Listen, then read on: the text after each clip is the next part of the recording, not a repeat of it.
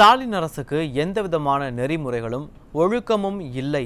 அவர்களுக்கு முக்கியமானது 41 அப்பாவி மக்கள் உயிரிழந்த இந்த கொடூர சம்பவத்துக்கான பொறுப்பிலிருந்து தப்பித்துக் கொள்வதுதான் என அதிமுக பொதுச் செயலாளர் எடப்பாடி கே பழனிசாமி விமர்சித்துள்ளார்.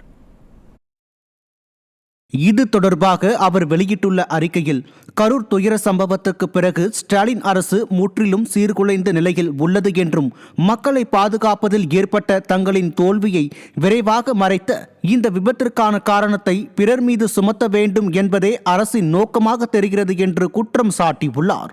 தேர்ந்தெடுக்கப்பட்ட மக்கள் பிரதிநிதிகள், அமைச்சர்கள் போன்றோர் இருக்கும்போது வருவாய் செயலாளர் ஊடகங்களுக்கு பேட்டியளிப்பதன் அவசியம் என்ன என்ற கேள்வி எழுப்பியுள்ள அதிமுக பொதுச் செயலாளர், ஓய்வு பெற்ற உயர்நீதிமன்ற நீதிபதி அருணா ஜெகதீசன் தலைமையில் ஏற்கனவே ஒரு விசாரணை குழு நியமிக்கப்பட்டு அது பணியை தொடங்கிய நிலையில் அரசின் பேச்சாளர் என்ற வகையிலும் கூட ஒரு செயலாளர் இதுபோன்ற விஷயங்களை பேசுவதன் அவசியம் என்ன என்றும், இது அந்த குழுவின் கருத்துக்களை பாதிக்கும் வகையிலும் நீதியிலான அவமதிப்பாகவும் கருதப்பட வேண்டியதல்லவா என்று கூறியுள்ளார்.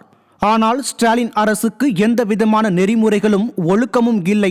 அவர்களுக்கு முக்கியமானது இந்த 41 அப்பாவி மக்கள் உயிரிழந்த இந்த கொடூர சம்பவத்துக்கான பொறுப்பில் இருந்து தப்பித்துக் கொள்வதுதான் என்று குற்றம் சாட்டியுள்ள அதிமுக பொதுச் செயலாளர், மேலும் உண்மை சம்பவத்தை மறைப்பதற்கு இப்படிப்பட்ட நாடகத்தை இந்த அரசு அரங்கேற்றி இருப்பது மக்களிடையே மிகப்பெரிய சந்தேகத்தை ஏற்படுத்துகிறது என்றும் தெரிவித்துள்ளார்.